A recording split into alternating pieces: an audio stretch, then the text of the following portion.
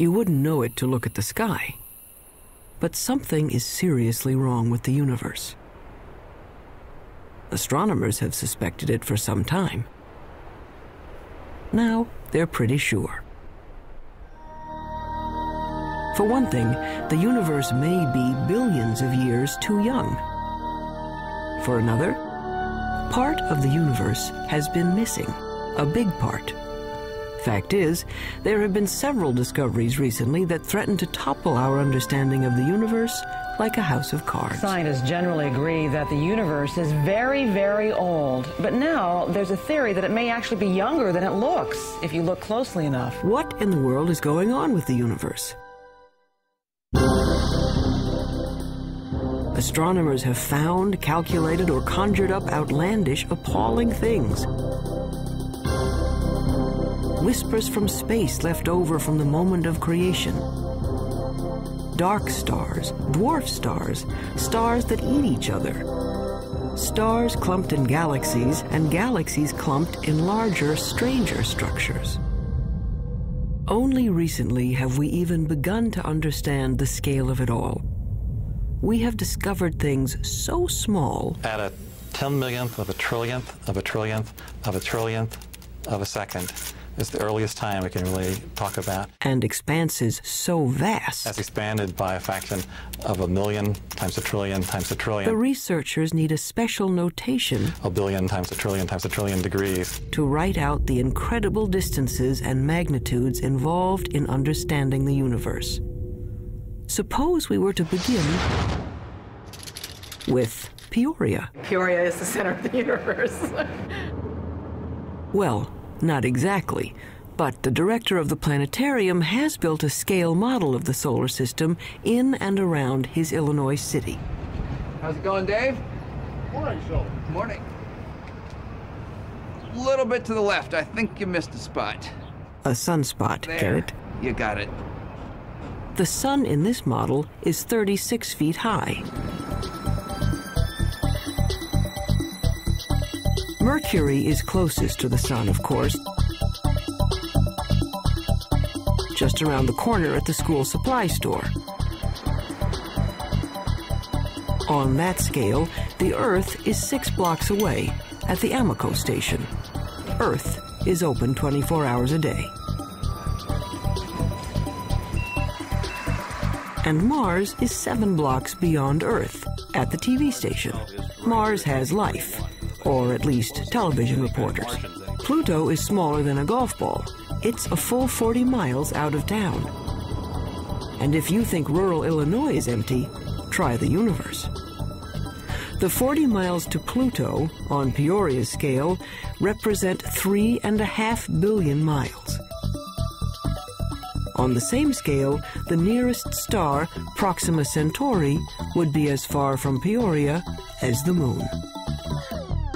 This isn't helping, is it? Okay, forget Peoria.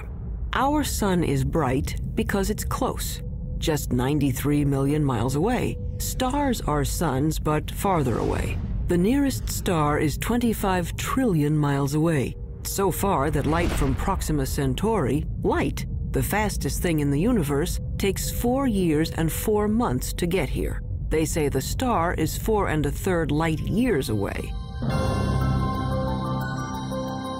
Our sun is just one of the billions of stars in the galaxy we call the Milky Way. How far across is the Milky Way?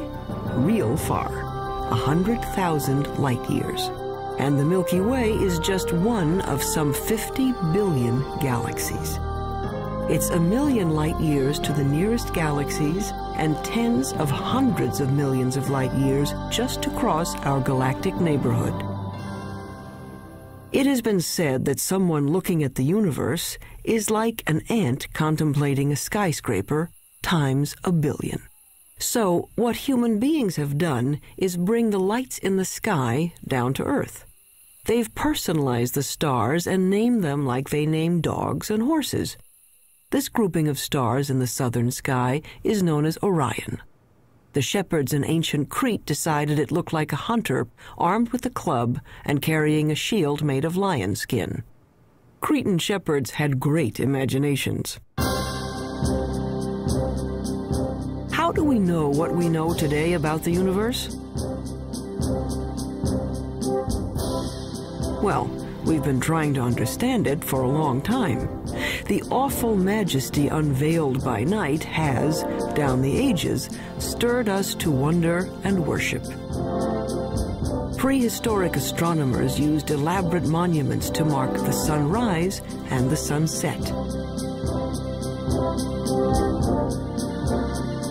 By 300 BC, Aristotle taught there were transparent globes around the Earth, on which were mounted the sun, moon, planets, and farthest out, a sphere studded with little stars. As late as the 16th century, most still believed the Earth was the center of the universe.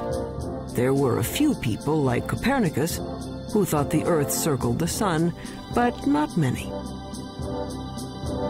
Then, in 1608, an Italian named Galileo heard that you could make a spyglass with two lenses in a tube.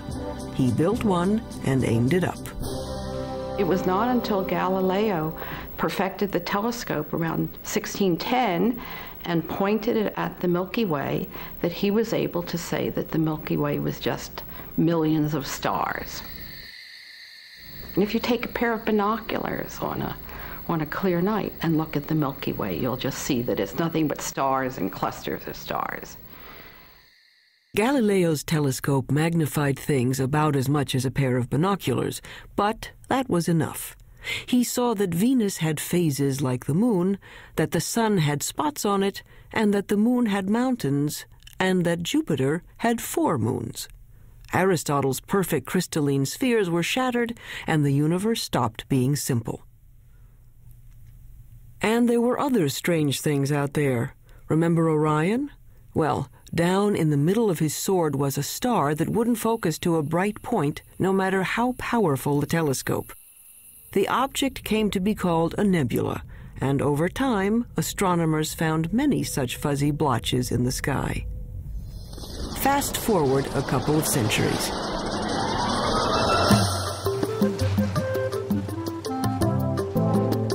By 1924, the big astronomical telescopes had mirrors as well as lenses to concentrate the light. The one on Mount Wilson in Southern California had a collecting mirror 8 feet across. Images were captured on photographic plates in slow, careful time exposures. In the dark chill of the observatory dome, Edwin Hubble was studying a distinctive kind of star called a Cepheid variable.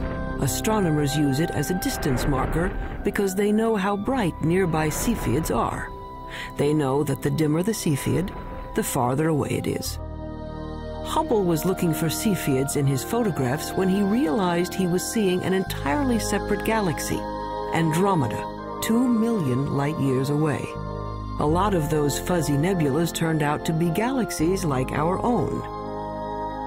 And the light from those galaxies looked redder than anyone expected it to be. It's just like the pitch of a car engine. You know, as a car goes zooming by, you hear the engine kind of go. With light, when something's coming toward you, the spectrum gets shifted toward the blue. When it's going away, it gets shifted toward the red. It was Hubble who recognized the significance of the red shift in the light. All those galaxies must be moving away from one another at terrific speeds. The entire universe was growing. The idea of an expanding universe surprised just about everyone and made a lot of scientists uneasy, even Einstein. Researchers wanted to believe in a universe that always was and always will be, eternal. But galaxies flying away from each other meant that once, long ago, they were clumped together. It meant something started them moving. The universe had a beginning. Today, it's called the Big Bang Theory. First, the universe was a bright, hot point, smaller than an atom. And the mother of all explosions, it started expanding. Eventually, the hydrogen gas in space cooled down and began to form stars and galaxies of stars. Galaxies flying outward, surfing along on the expansion of space itself. So now we can calculate the age of the universe. It's the kind of mathematics you do on a motor trip. If your speed is 30 miles an hour and you've traveled 60 miles, you can figure you've been traveling for 2 hours. The red shift tells us the speed of stars, and the milestone Cepheid stars tell us how far they've traveled. When astronomers divide it out, it says the Big Bang happened 15 to 20 billion years ago. Long ago and far away. So who cares? Well, we're answering one of the most fundamental questions that human beings can pose, and that is, how old is the universe that we live in? How did it begin? And what's its evolution? Those are major questions. Those are major philosophical questions, questions that religions have touched on, philosophy has touched on, physics is touching on, mathematics is touching on. And the people who are eventually going to come up with what is going to be accepted to be the right answer will make history of a kind. They will have contributed significantly to human knowledge. That, I think, is why it's such an important set of questions. And there's been a growing sense, as the millennium approaches its end, that the right answer is on the tip of our tongues, so to speak.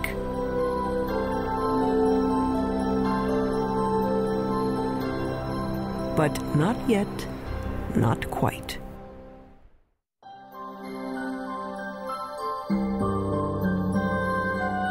Today's stargazers usually head for the hills. Hawaii's Mauna Kea, the Chilean Andes, Arizona's Mount Hopkins. Robert Kirshner works 8,500 feet up, hunting dying stars. I really like coming to the mountain. I like getting away from all the 100 distractions that you have when you're busy, and people are coming in to see you about all kinds of things, and the makeup exam and all that kind of stuff. And to just concentrate for a couple of days only on the scientific investigation, only on what you're trying to do, it's very, very good. Light pollution has chased astronomers out of the cities to lonely vigils in remote locations. Kirshner watches for the sudden flare-up that means a star has exploded, a supernova, or its smaller cousin, a nova. The kinds of things I'm working on, these supernovae, which are events that come and go, if you don't get it this year or this month, that one is gone. You just lose the chance.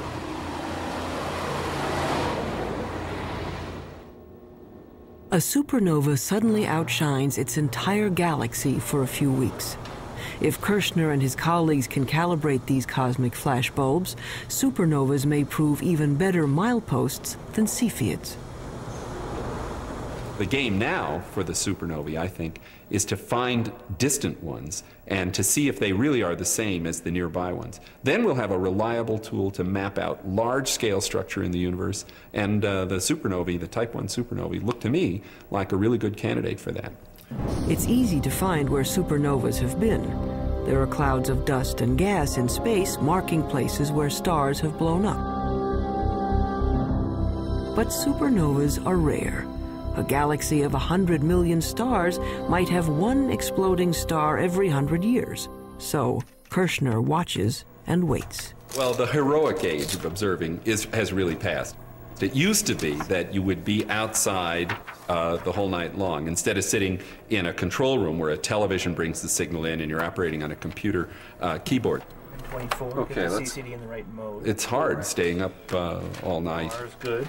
But there's a kind of sense of adventure to it that is a little bit like being a kid and lying out in the snow and kind of figuring out the constellations. Some of that is good for you, too. Yeah, fine. Breaking in the cookies already. Oh, I can have a cookie if I want. You have 10 hours to go. Look at all those cookies. I have one every half hour. I'll need the whole. In this era of digital cameras and electronic light amplifiers, men are still watching the skies and craftsmen are still grinding telescope mirrors. Like this 21-foot monster under construction at the University of Arizona. But one thing hasn't changed much in 400 years. astronomers are still battling their ancient enemy, the air.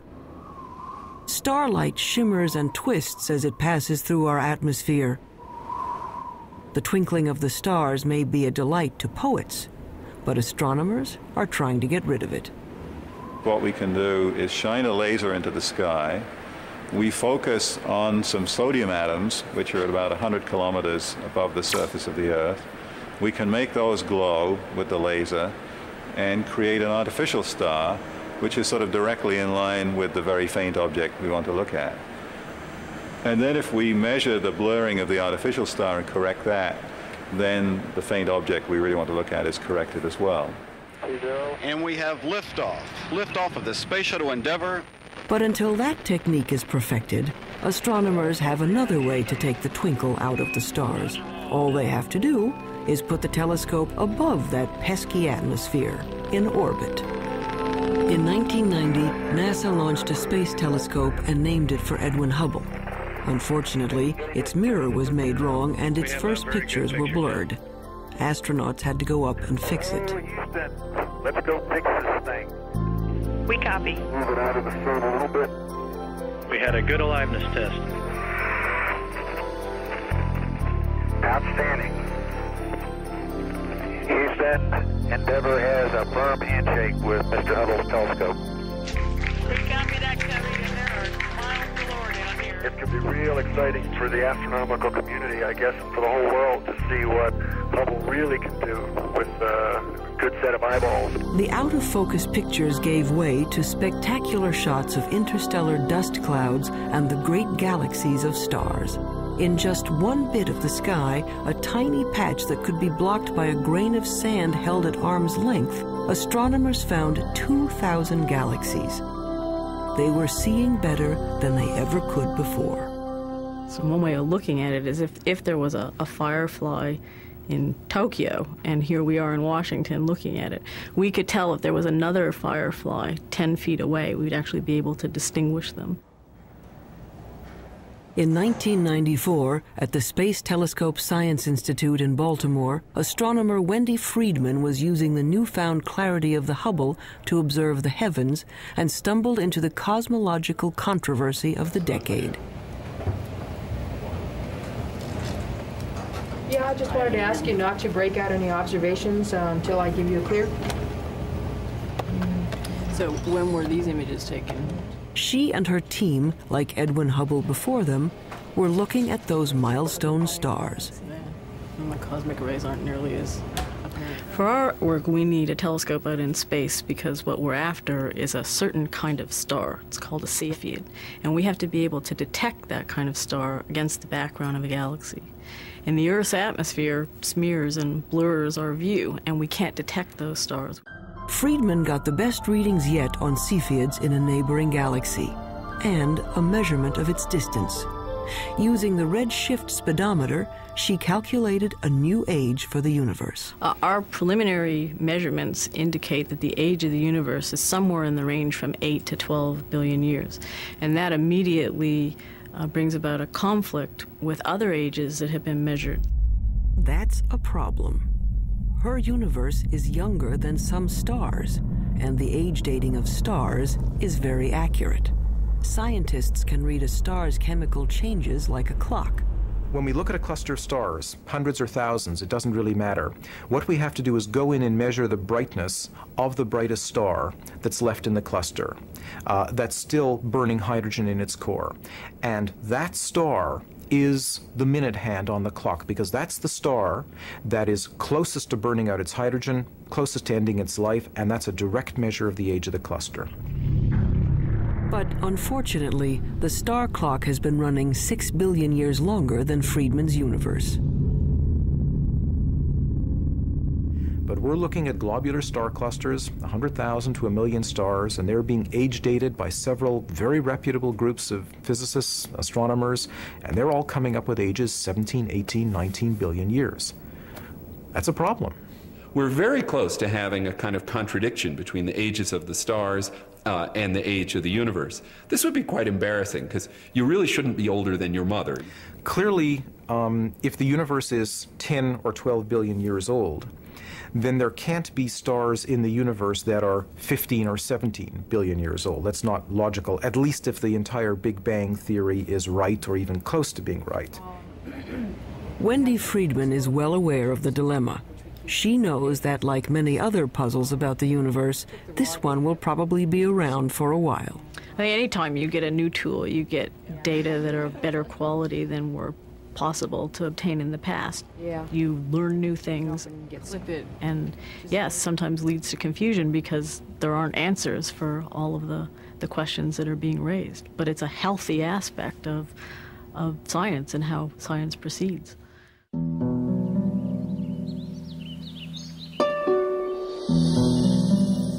There's more to the universe than meets the eye. We can see only a small part of what's going on out there. What we call visible light, the rainbow from red to violet, is a small slice of a larger spectrum.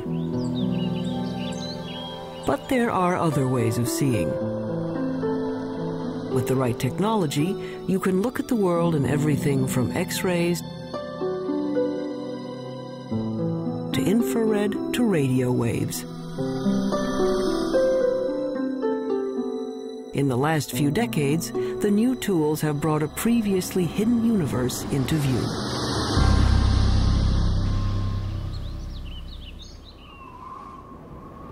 Take the sun. Nothing to do but roll around heaven all day, right? But by using the X-ray part of the spectrum, astronomers can see the sun is a very busy place. Pictures made by X-ray detectors show there's a cauldron of nuclear reactions boiling beneath its surface. Using film sensitive to ultraviolet, we can see great plumes of superheated gases rising from the sun's surface. Our well-behaved, friendly neighborhood star is a continuing, self-contained thermonuclear explosion. It's in high-energy astronomy where you really see that the universe is a violent place. It's not just made up of these good citizen stars that sit quietly fusing their hydrogen into helium. NASA is looking at the lower end of the spectrum, infrared light. Infrared is absorbed by moisture in the Earth's atmosphere. So infrared telescopes are mounted on planes to lift them above the clouds.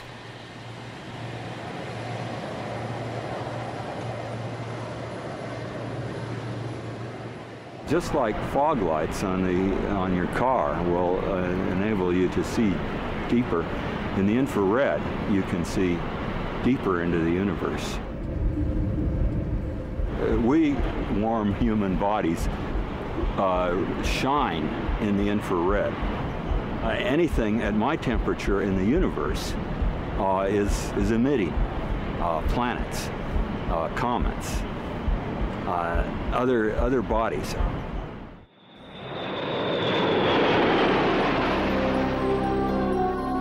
The star-forming regions of the universe are often hidden from view by dust clouds,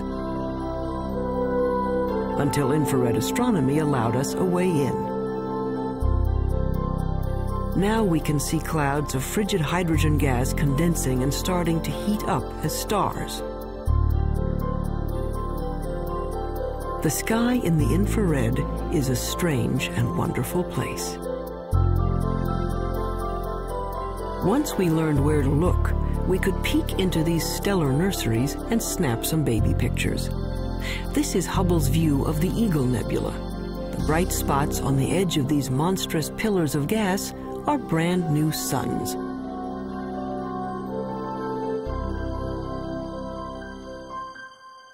But as spectacular as the pictures are, scientists owe much of their understanding of the universe to radio static, a whisper from the sky.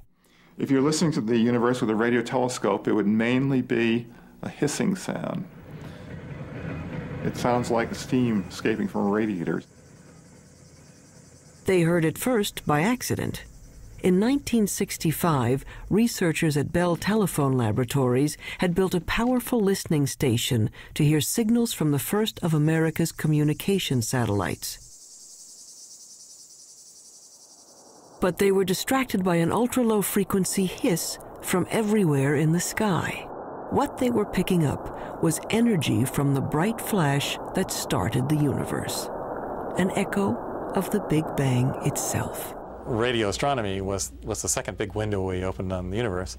The first big window was Galileo going and putting a telescope to his eyes and seeing what he could see with his own eyes, and then with film eventually. The next big step was radio astronomy.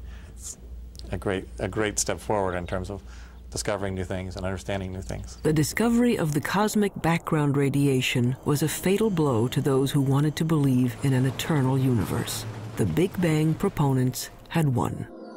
But the cosmic background radiation seemed to be smooth and even, coming from everywhere in the sky. Just what you'd expect from a universe that began from a single point. But then, why weren't the stars spread evenly through space? Galaxies should be moving steadily outward as the universe expands. Each should be moving away from all others like raisins in a rising loaf of bread. Astronomers had thought that the universe was sort of expanding uniformly and the galaxies were just going along, and that the only motion we should see is the Earth going around the sun and the sun going around the galaxy. But in fact what we saw was that the largest motion of all was the galaxy itself moving. And that really surprised astronomers, and the only conclusion we could come to was that something was causing the galaxy to move away from just the simple expansion of the universe.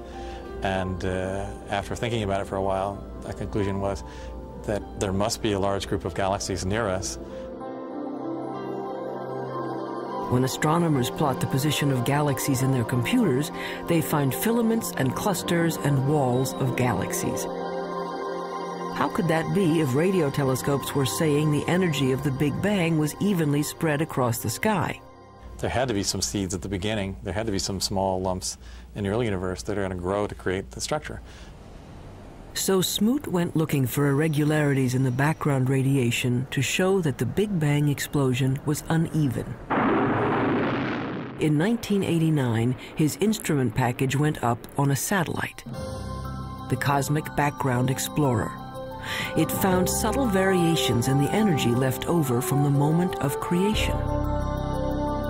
Announced in 1992, it was one of the momentous discoveries of the century. The universe made sense again. Smoot later told the press these wrinkles in the cosmic background radiation were the largest structures ever seen and the oldest. He told reporters that it was like seeing God. And that's the one that the press grabbed on because that's the one people could relate to. And that got spread all over and got much more attention, including people from philosophy and religion coming in and asking questions. But if researchers could finally explain why there are stars and galaxies and collections of galaxies, that didn't solve their other major problem. It's a little like the old childhood rhyme. The other day upon the stair, I met a man who wasn't there. He wasn't there again today. Oh, how I wish he'd stay away. The problem is that we know that at least 90% of the universe is something we don't know what it is. In the late 1970s, astronomer Vera Rubin and her associates noticed something peculiar on the outer edges of spiral galaxies like our own. Like flotsam caught in a whirlpool, stars on the fringes of galaxies should be moving more slowly than stars at the center. But what Rubin saw appeared to defy the laws of physics. The stars on the edge were moving just as fast as those in the middle. We live, sort of 2/3 of the way, we being the Earth, about 2/3 of the way out from the center of our galaxy, and we're orbiting at 500,000 miles an hour. That's pretty fast. Faster than it should be. Such velocities could only be caused by an enormous gravitational pull, which requires more matter than anyone had detected out there. A lot more. It was a shock to learn that when we were studying the universe, we really weren't studying the universe. We were studying just the 5 or 10% of it that was luminous. So it's like, I don't know, trying to study the Earth and just looking at Pennsylvania. All the things we have ever observed in the universe, the planets, the stars, the galaxies, the clusters of galaxies, make up 10% of the universe, maybe less. Early efforts to track down the missing matter failed. They call the 90% that is not visible dark matter. But no one knew what it was. Maybe dead dark stars, or some kind of cosmic dirt, or maybe a whole lot of something extremely small is filling space.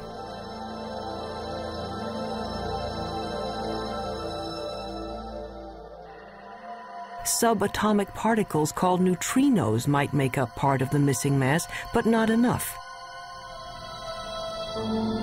Scientists went looking for other candidates.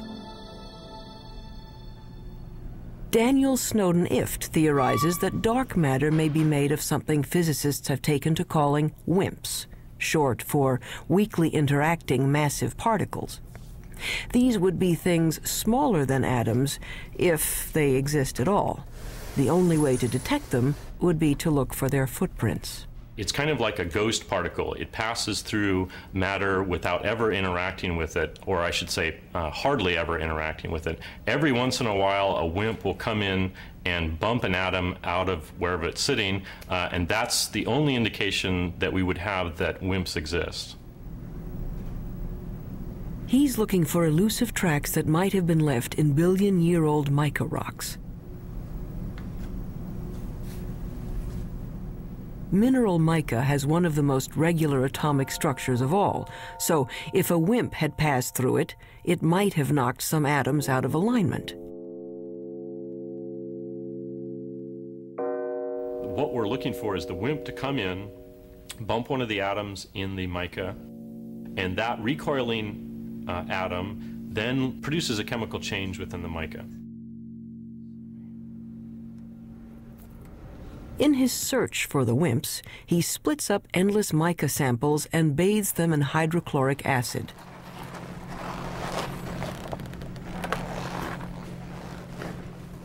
It's a little bit like developing a photograph. The etched mica goes under a super microscope, which magnifies it 50 million times. Mica may be the perfect place for clues to the missing mass. Unfortunately, to date, Daniel Snowden Ift hasn't found any WIMPs. Researchers stunned a 1996 meeting of astronomers when they announced they had found the dark matter, or at least some of it. They had picked up ripples in starlight caused by dwarf stars too dim to be seen directly. A halo of these objects surrounding galaxies would account for the missing part of the universe. To bug the physicists looking for WIMPs, the astronomers call these tiny dense stars machos, massive compact halo objects. The research to confirm the mysterious source of gravity goes on. I would like to think that in 10 years we know what the dark matter is, but I wouldn't bet very much money on it. But advances usually come in very surprising ways.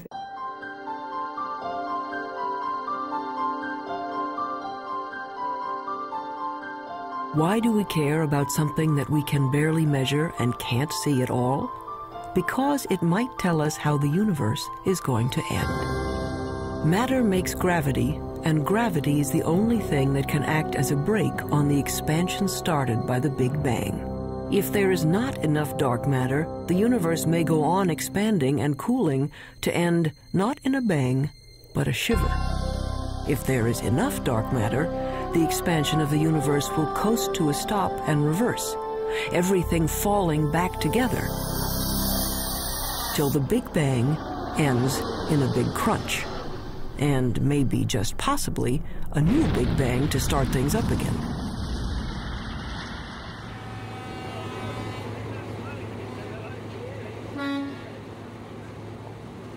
Albert Einstein, among other things, revolutionized the way we think about good old gravity. Astronomers generally only talk about one force, and that's gravity. And the reason for it is almost everything that's important on the large scale, that is on the scale of planets and stars or the universe as a whole, is gravity. From Einstein, we know that the gravity that pulled Newton's apple down from the tree isn't a kind of magnetism. Gravity is a property of matter and space. Matter bends space. The more mass, the more space around the mass is warped. That's why the moon goes around the Earth. It's trapped in a dimple in space, a gravity pit created by the mass of the Earth. When enough matter collects, gravity is strong enough to squish hydrogen atoms into helium atoms. This fusion releases enough energy to turn on a star. But gravity is also a star killer. Stars are born, age, evolve, and eventually die, just like people. They have a regular life cycle. During the entire life of any star, there is this delicate balancing act, because gravity is always at work trying to crunch the star down into a small point, and the high internal pressures are trying to blow the star up and blow it apart. And for about 90% of the life of the star is in nearly perfect equilibrium. And it just sits there, burning away and producing radiation. But when the fuel is gone and the fires go out, gravity is free to collapse the star. A medium-sized star like our Sun will burn steadily for 10 billion years. Then, in a kind of cosmic spasm, it will puff up to engulf the inner planets before collapsing into one of those white dwarf stars. A star twice the mass of our Sun would collapse even farther, ending up as a super-dense star the size of New York City, a neutron star. A teaspoonful of stuff from a neutron star would weigh 100 million tons. But what happens to a bigger star when its fires die down? Say a star 50 times the size of the Sun. It may blow up as a supernova, leaving a neutron star, but then it keeps on shrinking to infinity. An infinitely small point with a gravity so powerful that not even light can escape. There's no there there. It's a black hole. And the analogy that we have to space being stretched by the material is you have a rubber sheet and you put a ball on it and it causes a dent. Put a heavier ball, it'll cause a deeper dent. If you put a heavy enough ball, it'll just tear through the rubber sheet altogether. If you force too much matter into a limited amount of space, it'll just tear space like tearing the rubber sheet. You can be forgiven for thinking a black hole is some sort of weird science trick. An infinitely small, invisible star defies common sense. It's what happens when you use mathematics as your lens on the universe. But out here on the high desert of New Mexico, they've found that black holes do exist outside of equations. 27 giant radio dish antennas, each 80 feet wide, are positioned over 13 miles to form a single huge radio telescope. They call this very large array of antennas the VLA, which stands for the Very Large Array of Antennas. James Moran is one of the world's foremost radio astronomers. The VLA has had a tremendous impact over the last 15 years. It's very important because it has tremendous versatility. This technique of radio interferometers was developed after World War II, but this is the first really big array. Dust obscures light rays, but this instrument can penetrate that dust because radio waves go right through the dust, and we can see down to the core of things that can't be seen in optical astronomy, for example. It turns out that a black hole can create radio signals as it sucks in matter. The signals can show up as a beam of microwaves, a microwave laser, or maser. Why you would find a maser in a black hole is a complete mystery. I don't think anybody would ever have predicted this. What we have found is that there's actually a very light molecular cloud in a disc shape. My friends refer to it as the maser frisbee. We didn't go looking there hoping to find something coming out of a very compact region around the black hole. It just plopped onto our computer printouts. A black hole can attract dust and gas in its neighborhood into a whirling disk of molecules. Those molecules release great bursts of radio energy as they are drawn in. There seem to be black holes made not from single stars, but from whole clusters of stars. They have a mass 100 million times that of our sun. But these monsters are still infinitely small points, capable of gobbling up other stars. But where does the stuff that falls into a black hole go? Does it just fall out of the universe? Possibly. Or it may pop up somewhere else in space. If you'll excuse an indelicate metaphor, there may be white holes regurgitating matter eaten by black holes in another part of the universe, a wormhole in the fabric of space and time, allowing you to go from one location to another without crossing the space in between. Or it might go to another universe entirely. Astronomy's reigning theoretical genius, Stephen Hawking, proposed that the black holes in our universe might well give birth to other universes. In fact, there might be any number of universes, like bubbles in the bath.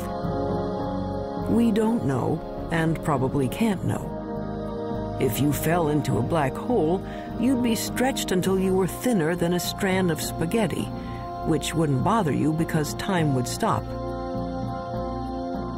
The rules of the universe as we know them don't seem to apply to black holes. That's what happens when you start messing around with infinities. It leaves us with a universe with holes in it. A universe with a lot of room for imagination.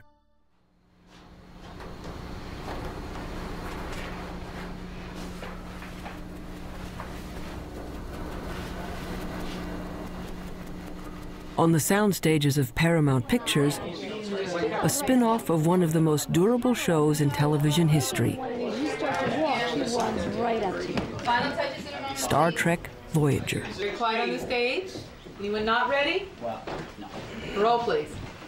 Action! I want a full systems report. And Mr. Kim, Mr. Tuvok, I want every iota of information that was recorded regarding this phenomenon. Let's see what you have, Mr. Kim. There. It's registering only on subspace bands. We don't even have it on long-range sensors yet. Verteron emanations. Tunneling secondary particles. It certainly looks like a wormhole. But is it stable enough for us to enter? And if it is, where does it lead? There is, of course, a 75% chance a wormhole will not lead to the Alpha Quadrant. Great. Thank you, Jennifer's Sure, mark. that'll be Jennifer's mark. Yes, I gave that to her. I changed it. Great. Real-world astronomers have confirmed now there are planets circling other suns. The problem is, we can't get to these other worlds in any reasonable amount of time. 20th century physics says nothing can go faster than the speed of light. You want black wrap that? Sure, go ahead.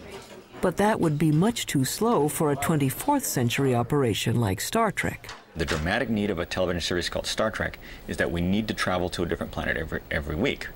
So Gene Roddenberry said, well, okay, we're going to have something that he called warp drive, which somehow warped space and let us travel through subspace. How does this work? We don't know. But nevertheless, we see it work every week, and hopefully the audience buys it. A lot of scientists love this show and have even written books showing how Star Trek physics might work. Shake anyone? Felix, what happened to you? It's... After all, it wouldn't be science fiction if it didn't have science in it. Star Trek science advisor Michael Okuda. Our core fan audience is tremendously scientifically knowledgeable, and when we violate the laws of physics or the laws of physics according to Star Trek, they let us know, so they keep us honest. In the third season of the show, once we had a phaser come out of a photon torpedo port, something that I, to this day, don't know the difference between, and we got over 100 letters the next day. Any analysis yet, Ensign? Too far away. We'd have to be within 1,000 kilometers to get a detailed analysis. But that would mean a significant course change.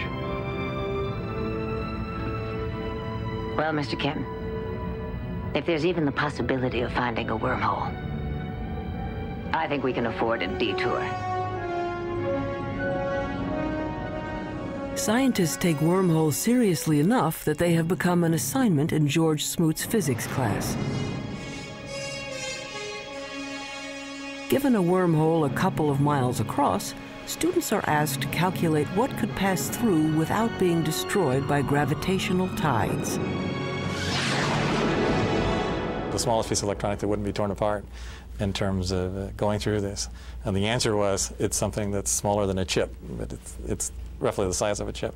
And so, you know, in science fiction shows, they just show small wormholes that you go into, but in reality, the wormhole would have to be quite huge.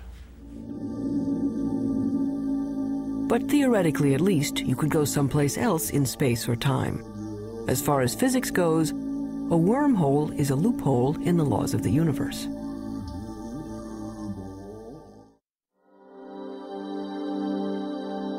So we are left with questions.